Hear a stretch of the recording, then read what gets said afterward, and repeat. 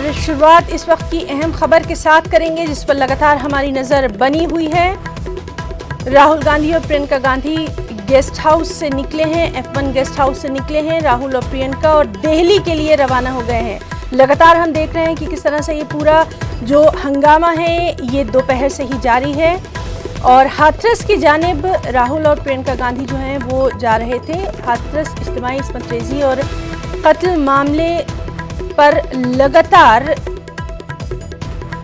जिस तरह से सियासत जारी है उससे हम आपको बाखबर करवा रहे हैं। और इस वक्त की अहम खबर कि राहुल और प्रियंका गांधी गेस्ट हाउस से निकले हैं। लगातार इस मामले पर हंगामा जारी है। राहुल का कहना है कि उनके साथ धक्का मुक्की की गई, उनको गिरा दिया गया, जबकि दूसरी जानिब बीजेपी लीडरान का साफ तौर पर कहना है कि इस पर सियासत की जा रही है।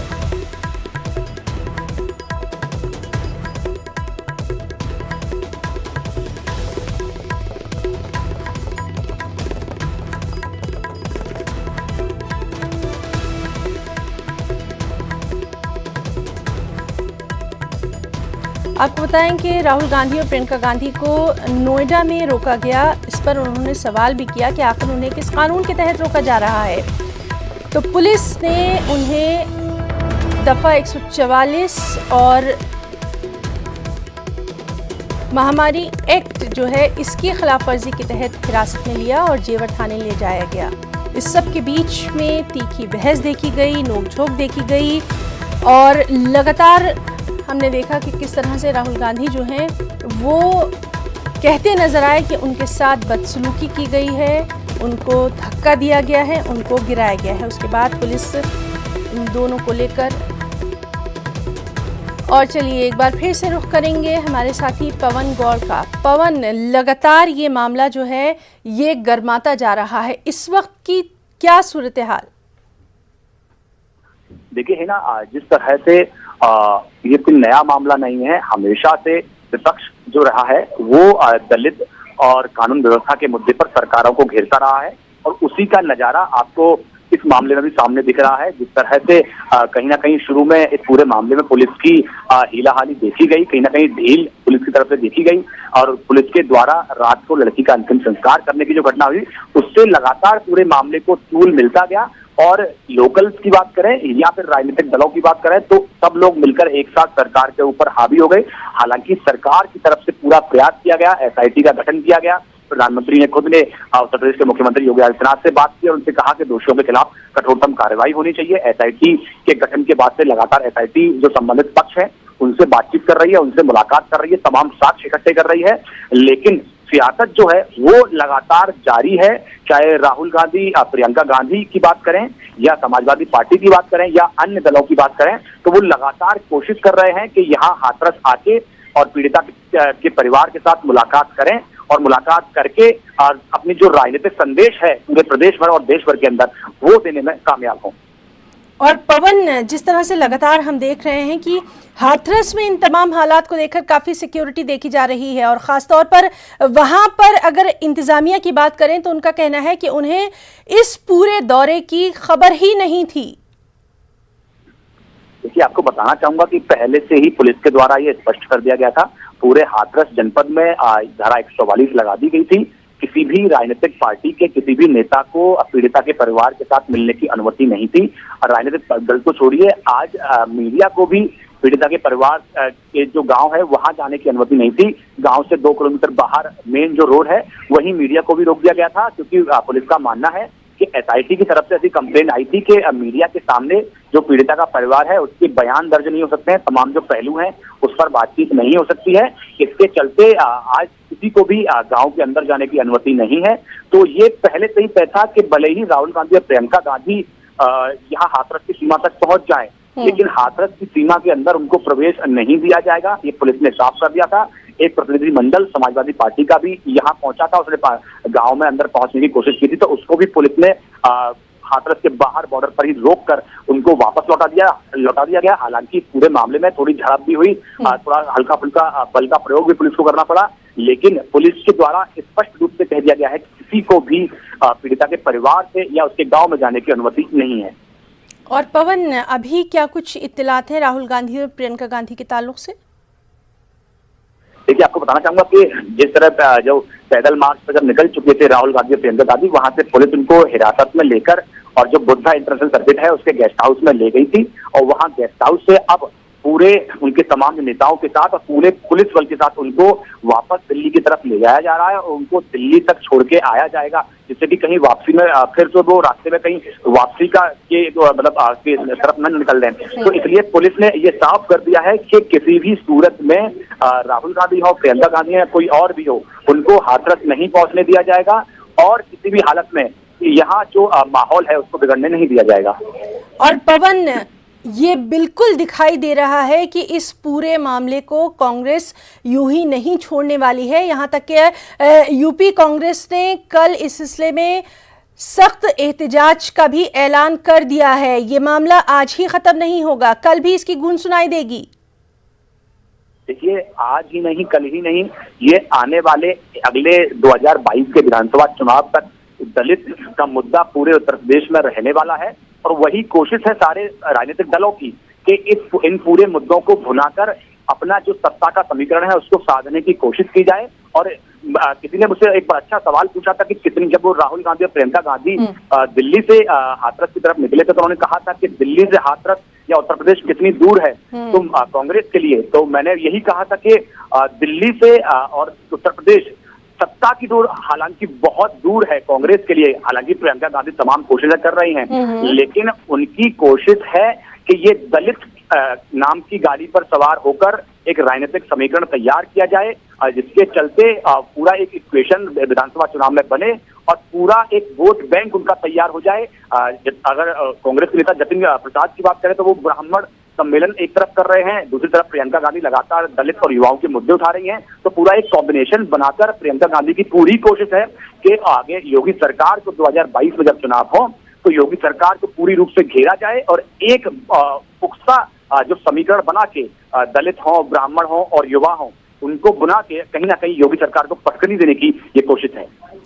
और पवन, जिस तरह से लगातार हम देख रहे हैं कि ये मामला जो है ये आगे बढ़ता जा रहा है और इस सब के बीच में इसी तरह के मामले कल भी सामने आए हैं, उन सब के बारे में क्यों नहीं बात की जा रही है?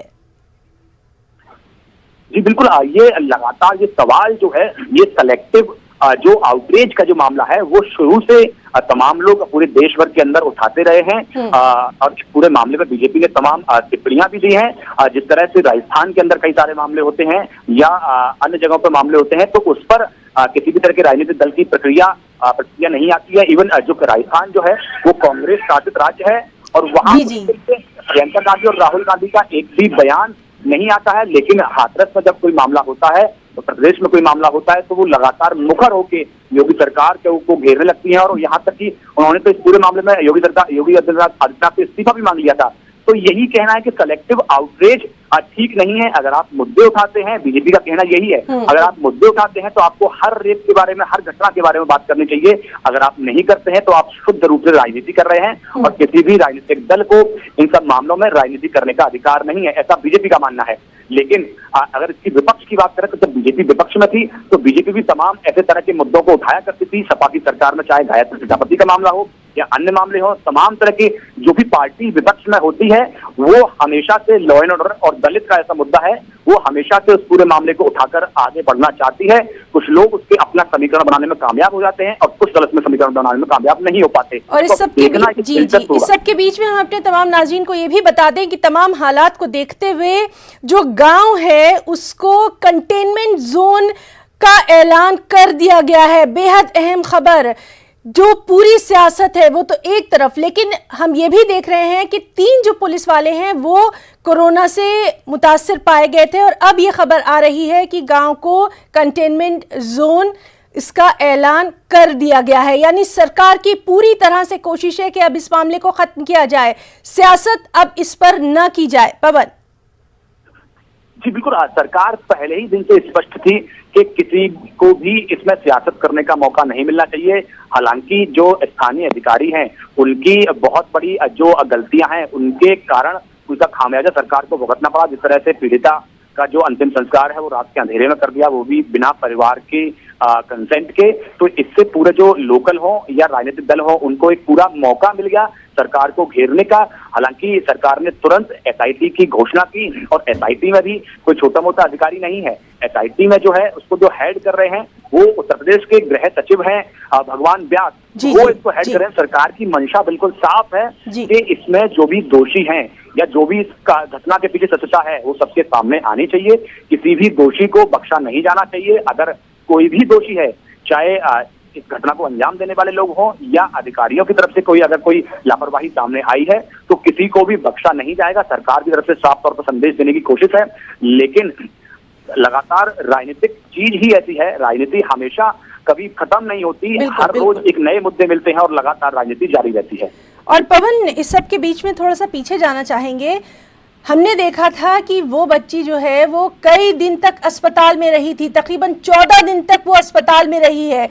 उस वक्त किसी को उसकी सुध लेने की फिक्र तक नहीं थी, कोई वहां अलीगढ़ के अस्पताल पहुंचा तक नहीं था। अब उसकी मौत के बाद इतना हंगामा।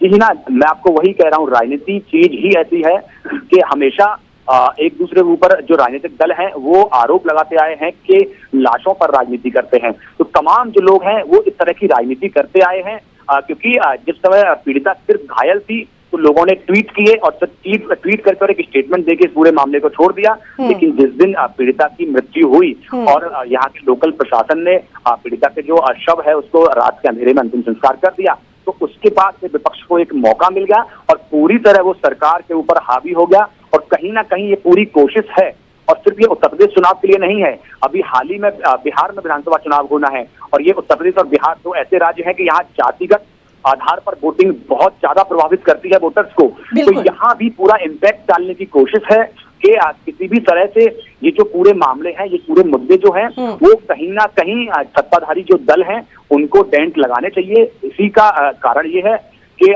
तमाम जो लोग हैं, चाहे वो कांग्रेस हो, सपा हो या अन्य दल हो, वो लगातार सरकार के ऊपर हमलावर है। राहुल गांधी प्रियंका गांधी पैदल मार्च करते हैं, पूरे प्रदेश भर में प्रदर्शन का ऐलान करते हैं, सपा पूरे प्रदेश भर में प्रदर्शन कर रही है। तो राजनीतिक चीज ही ऐसी है कि आपको लगातार जातीय समीकरण के आधार पर आपको अपनी पार्टी का फायदा देखते हुए तमाम मुद्दे उठाने हैं। जी पवन, तो बहुत बहुत शुक्रिया आपका अदा करना चाहेंगे लगातार जिस तरह से आप तमाम तर अपडेट दे रहे हैं और पूरे मामले का जो तज्जिया कर रहे हैं। बहुत बहुत शुक्रिया। हमारे साथ हमारे तमाम साथी इस अहम मामले पर जुड़े हुए हैं और अब आपको दिखाते हैं कि हिरासत के वक्त राहुल गांधी ने क्या कुछ कहा था। मैं शांति से यहाँ खड़ा हूँ, भैया कैमरा लाइए सर। मैं अकेला शांति से यहाँ खड़ा हूँ, मैं अकेला जाना चाहता हूँ। 144 कहता है पब्लिक असेंबली, मैं पब्लिक असेंबली नहीं करना चाहता हूं, मैं अकेला पैदल यहां से हाथरस जाना चाहता हूं। किस बेसिस पे आप मुझे गिरफ्तार कर रहे हैं ये मुझे बता दीजिए। किस धारा में? किस धारा? एक सेकंड, किस धारा में आप मुझे अरेस्ट कर रहे हैं? मैं अकेला जाना चाहता हूँ। लाठीचार्ज की भी 188 में हम आपको अभी गिरफ्तार, ये मुझे बताइए क्या है सर। मैं बता रहा हूँ सर, 188 समझाइए क्या है? एनी लॉ, कौन सा लॉ? कौन सा लॉ है? कौन सा लॉ है? जिलाधिकारी हाथरस का हम लोग के पास पत्र है। नहीं, कौन सा लॉ वायलेट कर रहा हूं मुझे ये तो बता दो। और नाज़रीन, हिरासत से पहले राहुल गांधी ने न्यूज़ 18 से खास बातचीत में क्या कुछ कहा था, आइए वो भी देखते हैं।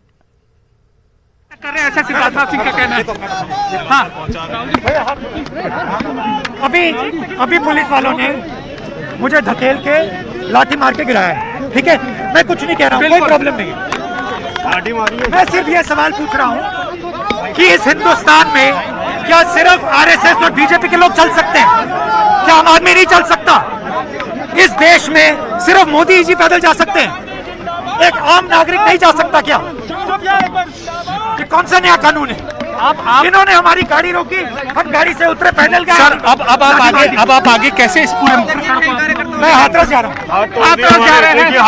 हाथरस जा रहे हैं और लगातार इनका ये कहना है यूपी सरकार के आरोपों का पुख्ता तरीके से जवाब देते हुए हम ये नाटक नहीं है, कांग्रेस आवाज उठा रही है, ऐसा इनका कहना है। और राहुल गांधी और प्रियंका गांधी को हिरासत में लिए जाने के खिलाफ कांग्रेस लीडरान और कारकुनान का भी रद्देअमल सामने आया है। सरकार दमन की राजनीति पर उतारू है, ये सरकार दमन पर उतारू है। तानाशाही रवैया अपना रही है। ये सरकार किसी पीड़ित बहन के परिवार से मिलकर जाकर दुख दर्द बांटना, साझा करना क्या गुनाह है? एक बेटी जो न्याय की आस में दम तोड़ दिया, इलाज तो सरकार करा नहीं पाई, उसे हक तो दिला नहीं पाई, न्याय तो दिया नहीं, तड़पते रहे उसके माँ बाप, जबरन 100 को दफन कर दिया, परिवार न्याय मांगा, पुलिस ने न्याय देने के बजाय उसके पूरे मामले को दबाना चाहा। सरकार किसके संरक्षण में उस पूरे मामले को गुमराह करती रही? सरकार के अधिकारियों ने ट्वीट किया, फेक न्यूज है, किसके इशारे पर किया? मीडिया सलाहकार ने किया, फेक न्यूज है, किसके इशारे पर किया? ये सरकार, आज आदरणीय राहुल गांधी जी पैदल चलना चाहते हैं, जा रहे थे उस बेटी का के दुख दर्द में शामिल होने, उस परिवार से मिलने, लाठी चलाया कार्यकर्ताओं पर, कार्यकर्ताओं का हाथ तोड़ा, महिला कांग्रेस के कार्यकर्ताओं का हाथ तोड़ा। अगर सरकार के पास लाठी है तो हमारा सर है, अगर सरकार के पास बंदूक है तो हमारा सीना है। लड़ने वाले हैं, डरने वाले नहीं है। चलाओ गोली, हम गोली साने के लिए तैयार है, लेकिन कांग्रेस का कार्यकर्ता लड़ेगा। संघर्ष हमारा जारी रहेगा। हम संघर्ष जब तक हाथरस नहीं जाएंगे, जब तक पुलिस की लाठी से लगी है चोट। पुलिस ने, हम शांतिपूर्वक मार्च कर रहे थे बहन प्रियंका गांधी जी और राहुल गांधी जी के नेतृत्व में, और हम पैदल शांतिपूर्वक हाथरस तक जाने के लिए राहुल जी के नेतृत्व में तैयार थे, लेकिन बीच रास्ते में पुलिस ने बार बार जो है लाठीचार्ज किया है और सैकड़ों कई कार्यकर्ताओं को चोटें आई हैं। उनको डिटेन नहीं किया गया, उनको अरेस्ट किया गया, और डेमोक्रेसी में ये काला दिन है। पॉलिटिशियन है हम सार्वजनिक जीवन में हैं, और हम सिर्फ उस पीड़िता से मिलने जाना चाहते थे, और उसके चलते उन्होंने पहले गाड़ियां रोकी। हमने कितने किलोमीटर पैदल इस धूप में चले हमारे नेता, और उसके बाद उनको गिरफ्तार कर लिया गया है। और बाकी यहाँ पर जो हम महिलाएं बैठे हैं, हमको पुलिस ने, जो इनके आला अधिकारियों लोगों ने गंदे अपशब्दों का प्रयोग किया है, और महिला पुलिस ने नहीं, पुरुषों ने हमें धक्कों से मारा है और लाठियों से मारा है, और हमारे कितने ही साथियों के सर फूटे और बाजुओं में चोट हुआ है। जी हाँ, बिल्कुल लाठीचार्ज हुआ है, और किस बिना पे इन्होंने लाठीचार्ज किया ये यूपी पुलिस ही बता सकती है। ये यूपी पुलिस जो अपराध को निरंतर बढ़ा रही है, इनके पास आज कोई जवाब नहीं है। ये पॉलिटिकल लोगों को जाने से रोक रहे हैं। क्या ये कठपुतली बन गए योगी आदित्यनाथ की? और योगी आदित्यनाथ, होश में आइए, आपके अंत का आरंभ हो चुका है। और हिरासत से पहले प्रियंका गांधी ने क्या कुछ कहा था, एक नजर उस पर भी। हम उस लड़की के परिवार से मिलने जा रहे हैं, जिनको इन्होंने नजरबंद किया है, जिनको इन्होंने धमकाया है, जिनकी सहमति के बिना इन्होंने उस लड़की के अंतिम संस्कार किए हैं। हम उनसे मिलने जा रहे हैं। तो हम कोई अपराध तो करने नहीं जा रहे हैं, हम उनसे मिलने जा रहे हैं और शांतिपूर्वक जा रहे हैं। तो इसमें रोकने का क्या मतलब? मैम, जिस तरीके से सिद्धार्थनाथ सिंह का बयान आया है और उन्होंने कहा है कि कानून व्यवस्था को बनाए रखा जाएगा, अलाउ नहीं करेंगे आपको वॉक करने का। हाँ, अलाउ नहीं करेंगे वॉक करने का। करें अलाउ, आके रोक लें। एसआईटी का गठन किया गया है, रात को एसआईटी पहुंची। जो सरकार अपने आप को कहती है कि हम धर्म के रखवाले हैं और सारे धार्मिक रस्मों के खिलाफ, एक पिता को अपनी बेटी की चिता नहीं जलाने देते, एक पिता को अपनी बेटी को आखिरी बार घर नहीं ले जाने देते, उस सरकार के कानून क्या है? आप इसी तरह हाथरस तक वॉक करेंगी मैम?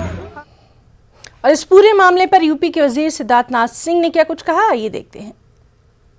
राहुल गांधी जी का एक इतिहास है, उनका एक ट्रैक रिकॉर्ड है। जब भी वो विदेश जाते हैं और विदेश से जब भी वो लौटते हैं तो वो फोटो ऑप करवाने में लग जाते हैं।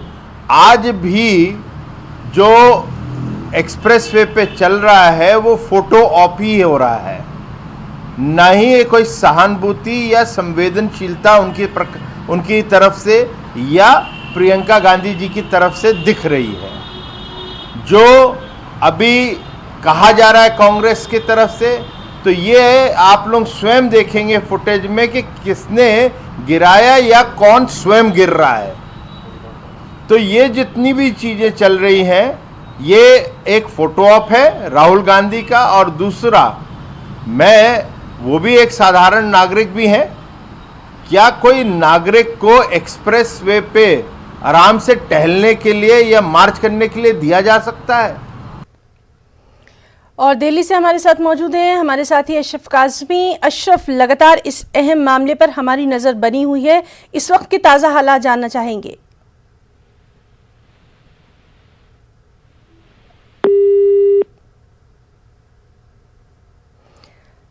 तो नाज़रीन, हम बात करने की कोशिश कर रहे हैं अपने तमाम नुमाइंदों से और आपको बता दें कि ये उस वक्त की तस्वीरें हैं जब राहुल गांधी जो हैं प्रियंका गांधी और कांग्रेस कारकुनों के साथ हाथरस की जानिब रवाना थे और फिर उनको पुलिस ने रोका गया था और राहुल गांधी के मुताबिक उन्हें धक्का दिया गया, उन्हें गिराया गया। एक बार फिर से बात करने की कोशिश करेंगे अशरफ काज़मी से। अशरफ, इस वक्त के हालात जानना चाहेंगे, अभी क्या कुछ ताज़ा अपडेट?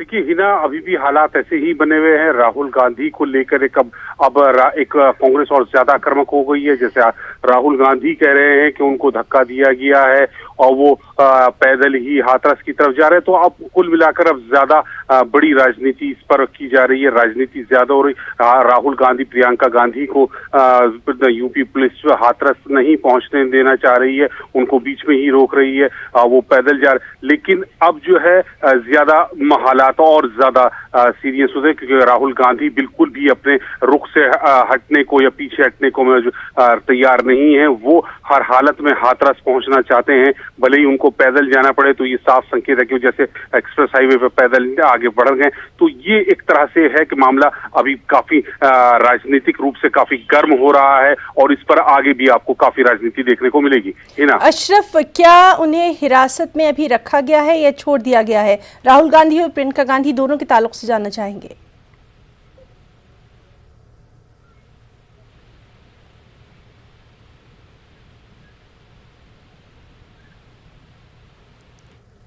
अशरफ, आपको हमारी आवाज आ रही है? जी, सवाल दोहराइए। अशरफ, आपसे जानना चाहेंगे अभी क्या कुछ इनके ताल्लुक से जानकारी आ रही है राहुल गांधी और प्रियंका गांधी के ताल्लुक से? क्या इनको छोड़ा गया है या फिर अभी इनको हिरासत में ही रखा गया है गेस्ट हाउस में जहां पर इनको रखा गया था? जी, इनको अभी जो पुलिस है, जिला पुलिस, उन्होंने अपने हिरासत में ले रखा है क्योंकि ये लोग पीछे हटने को तैयार नहीं है। राहुल गांधी और प्रियंका गांधी तो इनको हिरासत में लिया हुआ है। वहां पर इनके समर्थक भी मौजूद है, प्रशासन का बहुत बड़े अधिकारी जितने हैं वो हैं, पुलिस का अमला वहां मौजूद है। अभी इनको हिरासत में लेकर गेस्ट हाउस में रखा हुआ है। ये लोग प्रशासन के अधिकारी बार बार कह रहे हैं कि आप वापस चले जाइए, दोनों राहुल गांधी और प्रियंका गांधी, लेकिन ये लोग पीछे को अपने तैयार नहीं है। ये बजिद है कि हम हाथरस जाएंगे और जो पीड़िता है उसके परिवार से मिलेंगे और सीधा सीधा आरोप ये लोग, खासकर प्रियंका गांधी ने तो ट्वीट कर भी लगाया था कि वीडियो कॉन्फ्रेंसिंग के जरिए पीड़िता के पति को मुख्यमंत्री ने दबाव में लेने की कोशिश की है, जबकि वो जो जांच इंक्वायरी है उससे संतुष्ट नहीं है। हिना और अशरफ, इस सब के बीच में ये भी खबरें आ रही हैं कि कल से कांग्रेस जो है इस पूरे मामले को लेकर जबरदस्त एहतजाज भी करने जा रही है, यानी अब मामला पूरी तरह से सियासी होता नजर आ रहा है।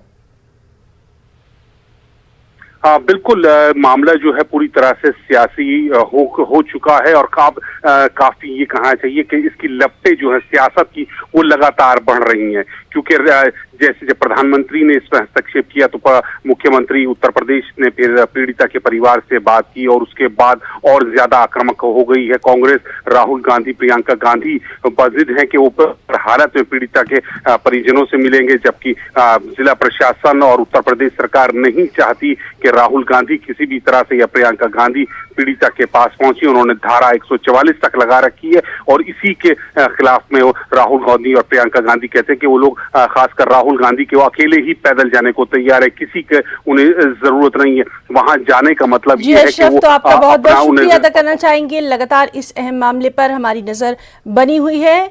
खुसूसी पेशकश में इतना ही। आदाब।